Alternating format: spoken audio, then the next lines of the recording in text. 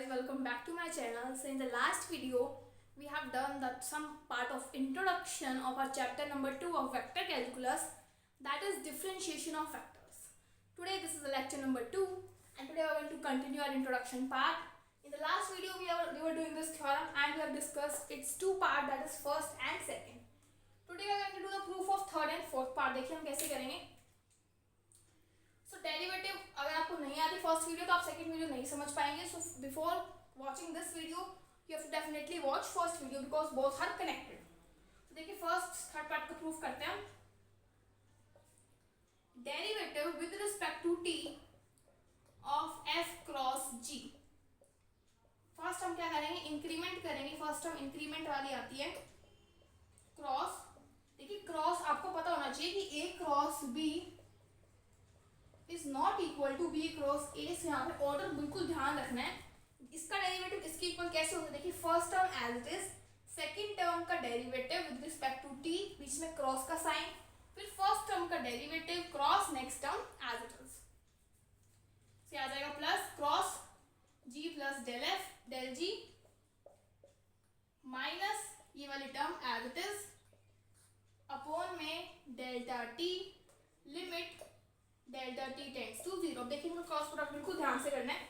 First term F है, यहाँ पे जी है, से आ जाएगा आपके पास एफ क्रॉस जी प्लस यहाँ पे डेल एफ है, यहाँ पे जी है, सो डेल एफ क्रॉस जी प्लस यहाँ पे एफ है, यहाँ पे डेल जी है, so F cross del G plus next term है del F cross del G minus F cross G upon में delta T limit delta T tends to zero.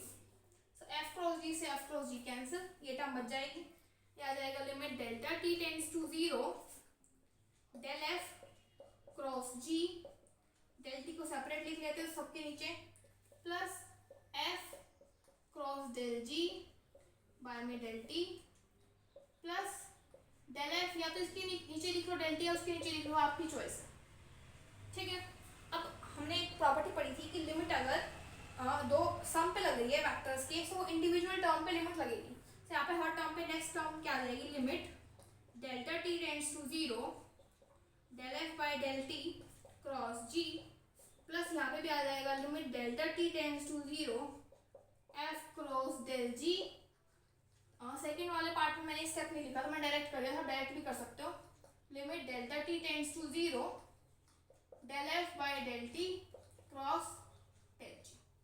अब देखिए del F partial derivative of F with respect to T, ये मेरे पास बन जाएगा derivative of F with respect to T cross G. Side में पढ़ाइए. यहाँ पे क्या आएगा एफ एज इट इज, इसका जब डेरिवेटिव होगा partial derivative limit delta tend to zero, तो ये बन जाएगा d ji by D T plus F cross D G by D t. Next term क्या है, यहाँ पे हमारे पास क्या होगा, दोनों पार्शियल टर्म्स हैं, तो जब यहाँ डेल्टा टी टेंड करेगा जीरो, वो डेल जी वाली टर्म भी टेंड कर जाएगी जीरो को. सो ये वाली टर्म हम यहाँ पे नहीं लिखेंगे, सिर्फ ये टर्म लिखेंगे और यही हमारे पास क्या है आंसर. ये इस साइड लिखी हुई है और ये इस साइड लिखी हुई है. फोर्थ पार्ट का हम प्रूफ करते हैं. यहाँ पे सिमिलर प्रूफ है, हर प्रूफ में आपको स्टेप से ही करना है.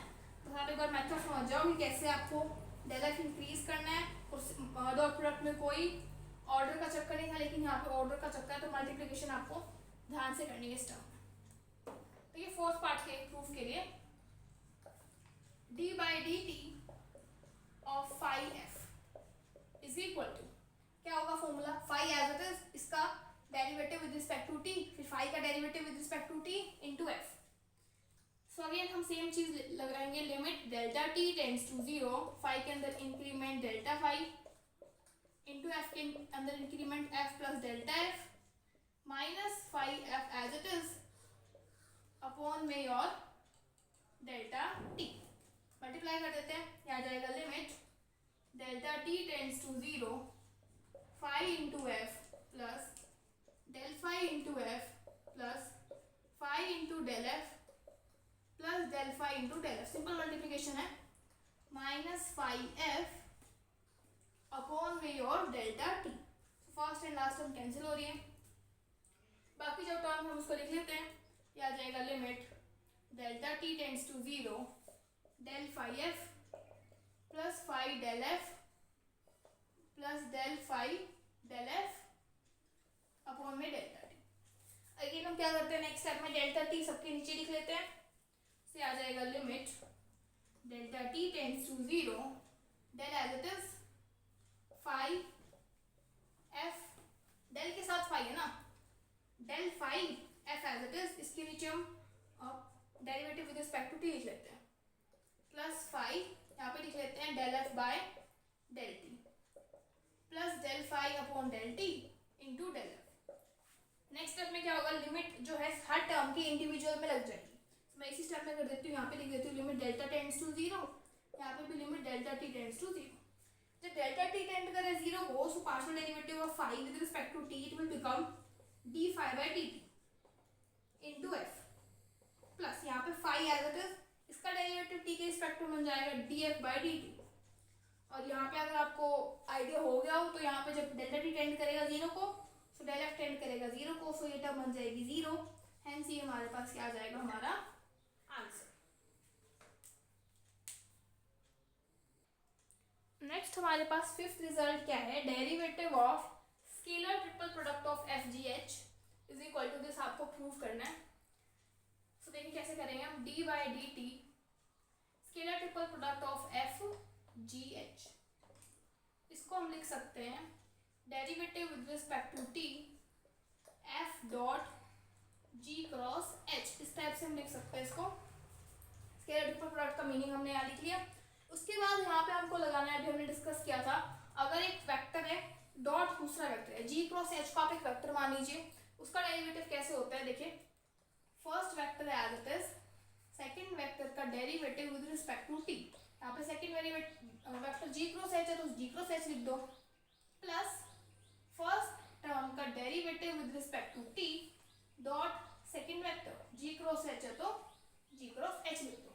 अब यहाँ पे हमारे पास क्या होएगा, एफ डॉट, यहाँ पे क्रॉस प्रोडक्ट का डेरिवेटिव करना है, सो क्रॉस प्रोडक्ट का डेरिवेटिव हमारे पास क्या होगा, फर्स्ट टर्म का derivative with respect to T cross second term plus first term as it is cross derivative of second term plus ये वाली term as it is d F by D t dot g cross h. अब हम क्या करते हैं, दोनों के साथ डॉट प्रोडक्ट कर लेते हैं, एफ की से आ जाएगा F dot D G by D T cross H plus F dot g cross D H by D T plus D F by D t dot g cross H. यहाँ पे देखिए इसको हम स्केलर ट्रिपल प्रोडक्ट की form में लिखे, से आ जाएगा F vector D G by D T vector and H vector plus इसको स्केलर ट्रिपल प्रोडक्ट की फॉर्म में लिखे, आ जाएगा F vector G vector D H by D T plus next आ जाएगा D F by D T G vector H vector. तो ये हमारा फाइनल सॉल्यूशन आ जाएगा, ये आपके पास क्या है आपका सॉल्यूशन। नेक्स्ट पार्ट में क्या है, आपको क्रॉस प्रोडक्ट दे रखी है तीन वेक्टर्स की, तो वो देखिए हम कैसे करेंगे।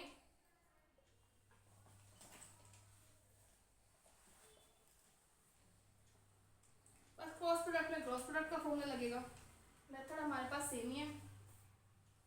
यहाँ पे फिफ्थ और सिक्स्थ में हमने रिजल्ट यूज किए हैं जो हमने पहले डिस्कस किए थे।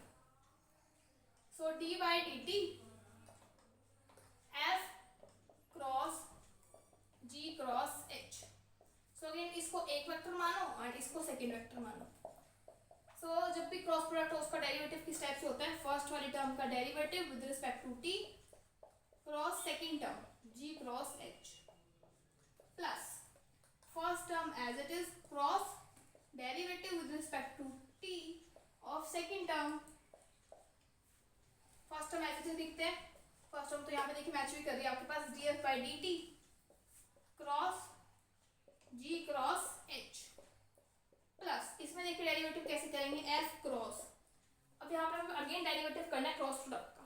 देखिए क्रॉस प्रोडक्ट का डेरिवेटिव कैसे करेंगे, फर्स्ट टर्म का derivative with respect to T cross H plus G as it is cross D H by D T. अब क्रॉस प्रोडक्ट अंदर जाते हैं, क्या आ जाएगा, plus F cross D G by D T cross H plus F cross G cross D H by D T plus first ये वाली term यहाँ पे as it is. This is your final answer.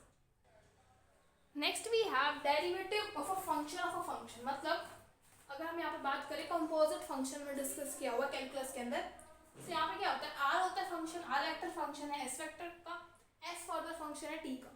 तो देखिए sir derivative कैसे होता है, हमें फाइंड आउट करना है फर्स्ट का डेरिवेटिव टी के रिस्पेक्ट में, curl r by curl T.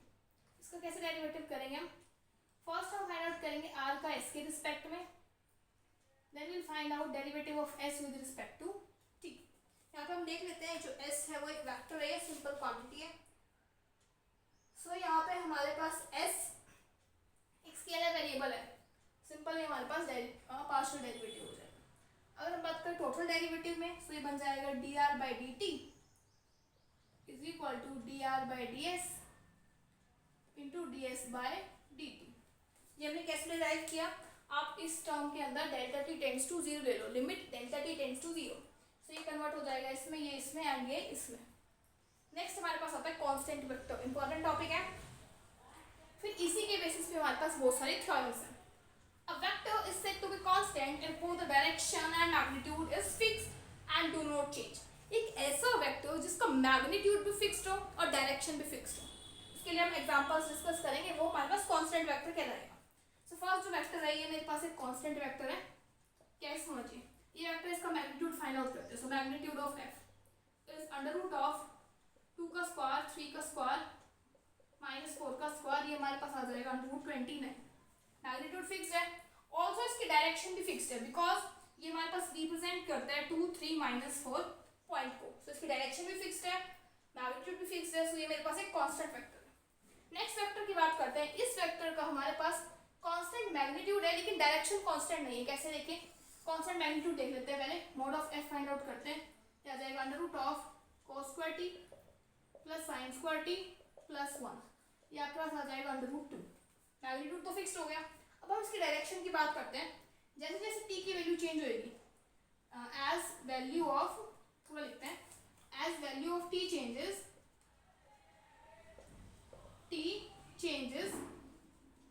So direction of F also changes. कोई फिक्स डायरेक्शन नहीं है, direction of F also changes. For example मैंने टी को एक माइनस टी ही ले लिया, इसकी डायरेक्शन चेंज होगी. फॉर एग्जाम्पल मैंने टी को 0 ले लिया 1 ले लिया, तो डायरेक्शन चेंज होती रहेगी इस वेक्टर की हमारे पास.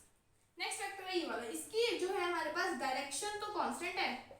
सो देखिए अगर हमारे पास कांस्टेंट मैग्नीट्यूड है लेकिन डायरेक्शन कांस्टेंट नहीं है, तो ये कांस्टेंट वेक्टर हमारे पास नहीं होगा. दोनों चीजें फिक्स होनी चाहिए. इस वेक्टर की डायरेक्शन तो मेरे पास कांस्टेंट है लेकिन इसका मैग्नीट्यूड फिक्स नहीं है.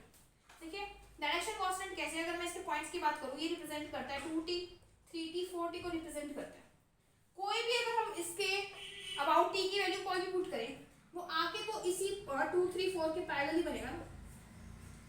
जो है हमारे पास 2 3 4 2t 3t 4t, हम कोई भी टी की वैल्यू सपोज मैंने 1 ले ली 2 3 4, वो जो वेक्टर है हमारे पास, सपोज मैंने टी की वैल्यू ले ली 2, से बन जाएगा 4 6 8. ये आके मेरे पास इसी के डायरेक्शन में ही तो होगा ना वेक्टर. 2 3 4 इस टाइप का वेक्टर है, इस डायरेक्शन में सपोज 4 6 8 भी इसी डायरेक्शन में मिलेगा. इसकी डायरेक्शन तो फिक्स है ना, एक ही डायरेक्शन में है. इसका मैग्नीट्यूड चेंज हो रहा है. देखिए मैग्नीट्यूड कैसे, 2t का स्क्वायर 3t का स्क्वायर 4t का स्क्वायर, ये आ जाएगा प्लस अंडर रूट 29t. अब जैसे जैसे t की वैल्यू चेंज होगी, इसका मैग्नीट्यूड भी हमारे पास क्या हो जाएगा, चेंज हो जाएगा. Next we have the theorem derivative of constant vector is a zero vector. देखिए मैंने कांस्टेंट वेक्टर लेट कर लेते हैं कि जो आर वेक्टर है वो मेरे पास सी के इक्वल है. सो मैं जो डेफिनेशन अप्लाई की थी उससे करते हैं. हम यहाँ पे पहले इंक्रीमेंट ले लेते हैं, क्या जाएगा R plus delta R is equal to C. इसको नाम दे दो इक्वेशन 1, इसको दे दो 2. सब्ट्रैक्टिंग 1 फ्रॉम 2, जब हम सब्ट्रैक्ट करेंगे तो हमें मिल जाएगा यहाँ पे del R is equal to 0. दोनों साइड हम टी के रिस्पेक्ट में डिवाइड कर देते हैं, यहाँ पे हमारे पास मिल जाएगा 0. सो अभी तक हमारे पास आ चुके हैं del R by del T is equal to 0. दोनों तरफ हम ले लेते हैं limit delta T tends to zero, यहाँ पे कुछ है नहीं, लिमिट लेने का फायदा नहीं। तो यहाँ पे कन्वर्ट हो जाएगा टोटल डेरिवेटिव में D are by D T is equal to zero. Means अगर कोई कांस्टेंट वेक्टर है उसका डेरिवेटिव क्या होगा हमारे पास, एक जीरो वेक्टर या फिर जीरो वोल्ट। फिर कुछ इंपॉर्टेंट थ्योरम्स आती है हमारे पास, उसमें फर्स्ट थ्योरम है necessary and sufficient condition for a vector function F of scalar variable to be constant. F मेरे पास कोई फंक्शन है, वो कांस्टेंट है, वो कांस्टेंट कब होगा, जब D F by D T zero होगा। तो दोनों चीजें प्रूव करने necessary and sufficient condition. So first हम प्रूव करते हैं condition is necessary. So condition is necessary, इसमें हम यहाँ पे लेके चलते हैं let F be a constant vector, let F be a constant vector. अगर ये कांस्टेंट वेक्टर है मींस इसका मैग्नीट्यूड भी कांस्टेंट है, इसकी डायरेक्शन भी कांस्टेंट है।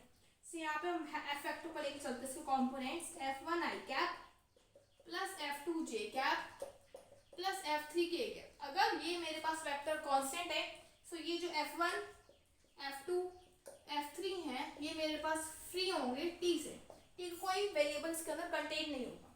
अब हम डेरिवेटिव करते हैं f का t के रिस्पेक्ट में। डेरिवेटिव करना मतलब हर एक कंपोनेंट का डेरिवेटिव करना t के रिस्पेक्ट में। इसके अंदर कोई t का फंक्शन ही नहीं है, ये कांस्टेंट है तो इसका derivative zero. So we can write here zero i cap plus next f2 में भी t का कुछ नहीं है तो इसको लिखेंगे हम जीरो j कैप, यहाँ पे zero k cap. So finally हमें मिल जाएगा जीरो। नेक्स्ट हम प्रूव करेंगे कि कंडीशन इज सफिशिएंट। ये जो कंडीशन है ये मेरे पास सफिशिएंट है, that is d F by D T मेरे पास जीरो सफिशिएंट है प्रूव करने के लिए कि जो वेक्टर है वो कांस्टेंट वेक्टर है। अब D F by D T मेरे पास जीरो के इक्वल है। सपोज कर लेते हैं जो f है एफ टी उसके कंपोनेंट्स हैं मेरे पास f1t, जो एफ टी वेक्टर के कंपोनेंट्स हैं f1t, f2t, f3t, इस टाइप से मेरे पास कंपोनेंट्स है। मींस जो f है उसको मैं इस टाइप से लिख सकती हूँ f1t i cap plus f2t j cap plus f3t k cap. अब हम क्या करते हैं, हमें इसका डेरिवेटिव गिवन है zero D F by D T, आपको यहाँ पे गिवन है जीरो। सो पहले हम इसका डेरिवेटिव करते हैं t के रिस्पेक्ट में इस इक्वेशन का। सो ये मेरे पास आ जाएगा D F by D T is equal to first component का derivative with respect to t into I cap D F two by D T J cap D F three by D T K cap. अभी आपको given है zero, तो यहाँ पे zero put कर देते हैं जीरो। ये क्वांटिटी जीरो कब होगी, जब यहाँ से मेरे पास D F one by D T zero के इक्वल होगा, D F two by D T भी जीरो के इक्वल होगा, D F three by D T भी जीरो के इक्वल होगा, तभी ये हमारे पास क्वांटिटी जीरो के इक्वल आएगी। अभी सारी सारी चीजें जीरो है, D F by D T zero है, इसका मतलब एफ क्या है मेरे पास कांस्टेंट है f1, यहाँ से पता लगा f2 भी कांस्टेंट है, f3 भी कांस्टेंट है with respect to t। So यहाँ पे f1 f2 f3 इंडिपेंडेंट है t के, they are free from t, hence we can say that this vector is a constant vector. So ये हमारे पास condition is sufficient and condition is necessary, दोनों के लिए हमारे पास प्रूफ आ सकता है। Next we have theorem number 2, the necessary and sufficient condition for a vector function of scalar variable t to have constant magnitude. अगर उस वेक्टर फंक्शन का कांस्टेंट मैग्नीट्यूड है सिर्फ, तो कंडीशन होती है f dot df by dt is equal to zero. So condition आपको ध्यान में रखनी है, तो इसका प्रूफ देखते हैं। फर्स्ट हम प्रूफ करते हैं condition is necessary. So condition is necessary में हम यहाँ पे लेके चलते हैं हमारे पास let f be a vector function of scalar variable t, let f be a vector function of scalar variable t and f has constant magnitude।